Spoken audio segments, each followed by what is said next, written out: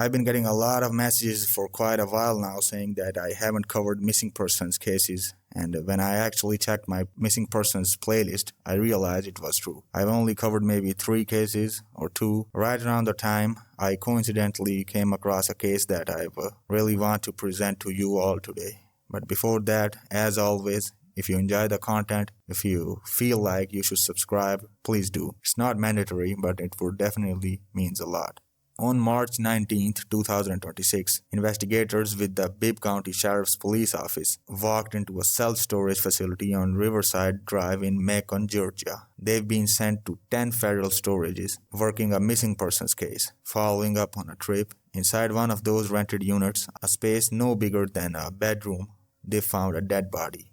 And Bibb County Coroner Leon Jones confirmed the identity: Douglas Wayne Salyer. He was 75 years old. He had last been seen alive in August 2025, 7 months. That's how long Douglas had been gone before anyone found him. And where they found him is the part that's hard to get past. Bibb County's coroner office says the body was discovered in a plastic bin during the search. Not in a grave, not in the woods, in a plastic storage container, shoved inside a rented unit of a 4-lane road in Macon, a place where people drive past every day on the way to the grocery store. But the body in the bin, that's not even the whole story. Because while Douglas was missing, while nobody could find him, while neighbors were calling the sheriff's office and cadaver dogs were sweeping his property, somebody was allegedly emptying his life out from the other end. His nephew, Thomas Salyer, had been arrested weeks earlier for alleged theft at Douglas' home. Over $160,000 worth of stolen property, including a grand piano and 4 antique paintings. This case is not only about a missing person case,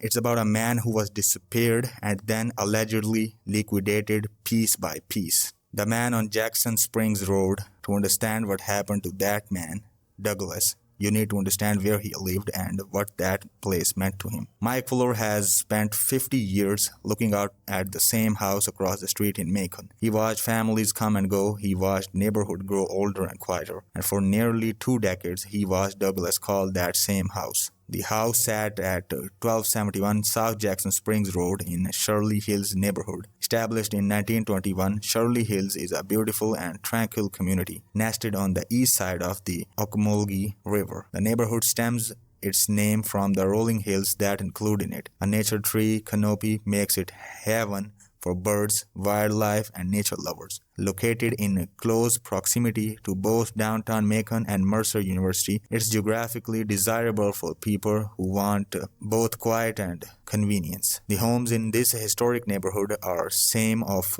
the finest in Southeast, with several designed by architects like Neil Reed, Elliot Dunwoody, and Elami Ellis-League. This was not a neighborhood where you expected things to go wrong, and Douglas, by all accounts from those who knew him on the block, was not a man who attracted trouble. Fuller described Salyer as a quiet man, someone you'd see enough to speak to, but not much enough, like you have wave from the yard, a brief exchange at a mailbox. That's what Douglas was to the people around him. Familiar, gentle presence. And that delay, that gap between when Douglas vanished and when anyone noticed is where this case gets its teeth. The property arrangements around Douglas' life are tangled, and they are central to everything that follows. One of the home's co-trustees and another home on Jackson Springs Road saying they invested in the properties over the course of their marriage before ultimately placing both homes in the trust. 2 homes, 1 trust, 2 people sharing ownership of real estate.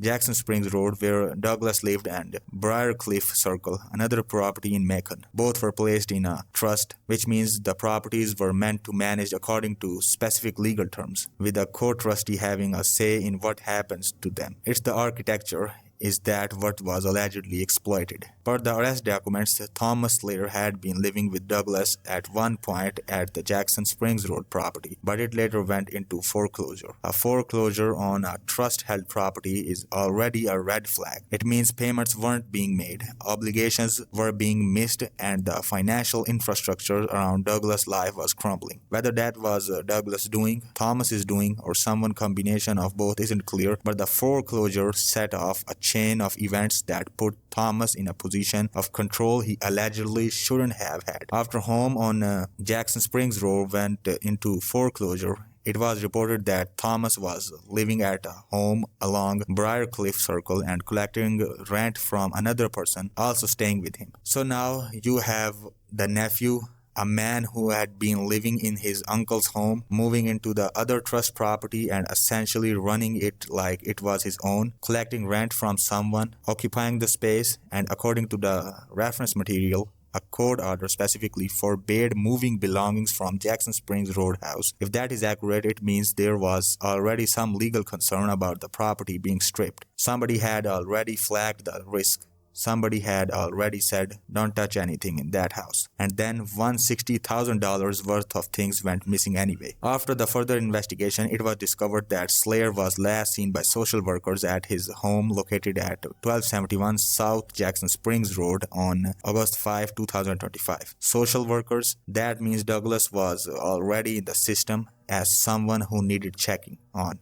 He was 75 years old, classified by the BSO as an elderly person who might not be able to care for himself fully. The fact that social workers were visiting his home tells you that at least one agency recognized his vulnerability. And August 5th was the last time they laid eyes on him. Fuller was among those who called for a wellness check on the home. He said the last time he saw Salyer was in August. When Salyer came to his gate to speak with officers during one of those check-ins, Douglas, 75 years old, walking out to his front gate to talk with law enforcement officers who come to check on him. Officers who were there because someone, a neighbor, a social worker, someone had already raised a concern that he was alive, he was standing, he was present, and then nothing. After August, Douglas stopped appearing. No one on the street saw him come or go. No one saw him collect his mail. No one saw him at the gate. It was reported to Bibb County Sheriff Office that 75-year-old Douglas is missing. On February 2, 2026, Douglas neighbors notified the Bibb County to report Douglas missing after notifying they have not physically seen Douglas themselves in what they believe to be early October 2025. So the neighbors' best estimate is that they last physically saw Douglas around early October. Between August and October, there is a gray zone. Maybe he was inside the house, maybe he was already gone. Nobody has been able to pin down what was happening to Douglas with any certainty. And from October forward, it was complete silence. 4 full months of it before anyone officially reported him missing. Now from here on, the case is getting heavier. From roughly October 2025 to February 2026, Douglas was nowhere. He wasn't answering his door, he wasn't being seen in the neighborhood, and nobody on the social workers nor the neighbors raised an alarm that was loud enough to trigger an official missing person investigation. The reasons for that gap are complicated. Elderly people who live alone can be invisible in plain sight. Their routine are narrow, their social circles shrink. If Douglas was already a man who kept to himself, and that's exactly what Fuller described, then weeks could pass without anyone thinking twice about not seeing him. Maybe he's inside, maybe he went somewhere, maybe he was with some friend. That's how people rationalize the absence of a quiet person. The less noise someone makes, the easier it is to miss when they go silent for good. But here's what was allegedly happening during that silence. According to arrest documents and incident reports, someone was moving items out of Douglas properties. On February 2nd, the BSO secured a search warrant to search a home in Briarcliff Circle in Macon regarding over $160,000 worth of stolen property, including a grand piano and 4 antique paintings. The items are believed to belong to Douglas. A grand piano, 4 antique paintings. Think about the logistics of that for a moment. A grand piano is not something you slip out the back door. It's a massive instrument, 500 to 2,000 pounds depending on the model. You need movers, you need trucks, you probably need help getting it through a doorway. It's the kind of removal that's hard to do without someone or somebody noticing it, unless you are doing it in a neighborhood where the person who owns it is already gone and nobody is watching the house closely. And the painting, the antique paintings, valued as the part of a $160,000 haul. Those aren't the kind of things you pick up off a flea market. They are representing a man's lifetime accusation, a man's taste, his history, the walls of his homes. All of it allegedly moved. All of it while Douglas was missing. Now, February 2nd, 2026 was a day that cracked this case open in two directions at once. That's the day neighbors finally reported Douglas missing. And that's also the day Bibb County executed a search warrant, not for a missing person, but for stolen property. Back to February 2nd, deputies with Bibb County Sheriff's Office executed a search warrant at a home on Briarcliff Circle in Macon regarding stolen property, including multiple antique paintings and grand piano believed to belong to Douglas, as discussed before. The search warrant came after the court trustee alerted the BSO. One of the home's court trustees initially reported to BSO that his father and Douglas are co-owners to that home and another home in Jackson Springs Road. The court trustee told investigators about the properties, the trust, and the fact that valuable items were going to be missing from Douglas's home and showing up elsewhere. After the home on Jackson Springs Road went into foreclosure, it was reported that Thomas was living at the home along Briarcliff Circle and collecting rent from another person also staying with him. This led to deputies securing a search warrant for the stolen property at Briarcliff. So deputies arrived at the Circle house with a warrant, and what they found inside told a story all on its own. At the home, investigators found Thomas Salyer hiding in a crawl space and arrested him after a brief struggle. According to the report, a deputy's narrative of the arrests said that some of the stolen properties was found in the home's basement, a crawl space, not sitting on the couch waiting, hiding in a crawl space. That is the behavior of someone who knows what's coming. That's the behavior of someone who does not want to be found. Deputies pulled Thomas out of the crawl space, and it wasn't easy. There was a brief struggle.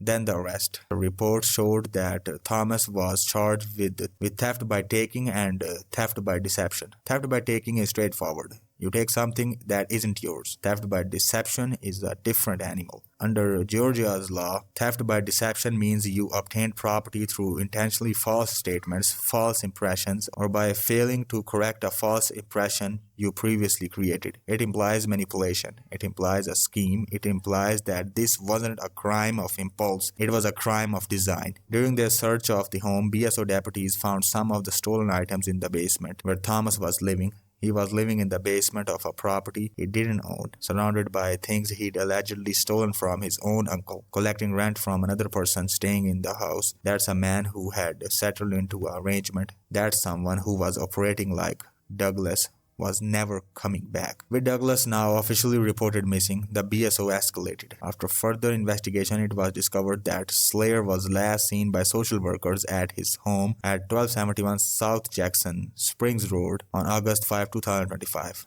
Douglas is believed to be endangered adult. The endangered adult classification is significant. It means it's just not a missing person. It is a signal that law enforcement believes that the individual may be in danger and may not be able to care for themselves or may be the victim of a crime. He is described as having gray hair, weighing 150 pounds and 5 feet 5 inches tall. A missing person flyer went out. Investigator Raymond Cross was assigned to the case. The Macon Regional Crime Stoppers tip line was activated, and then they bought the dogs. Fuller said investigators had already searched the property with cadaver dogs, and they found nothing. The yard, the house, the surrounding area, they swept everything, and they came with nothing. Empty. No alert, no hits, no indication that a body had been found there. The Fuller said that it's kind of unsettling to see across the street, but they found nothing there. That result made a grim kind of sense in hindsight, because Douglas Salyer's body was never at the house. Coroners Jones say it is believed that the body has been at the storage facility since October 2025. If the estimate is correct, the body had been moved from wherever Douglas died to the storage unit months before the search even began. By the time cadaver dogs were on the property, there was nothing left to find. Whoever placed Douglas in that bin had a head start, measured not in hours or days but in months. 7 weeks after the missing person report, 6 weeks after the cadaver dogs came up empty, that's when the break came.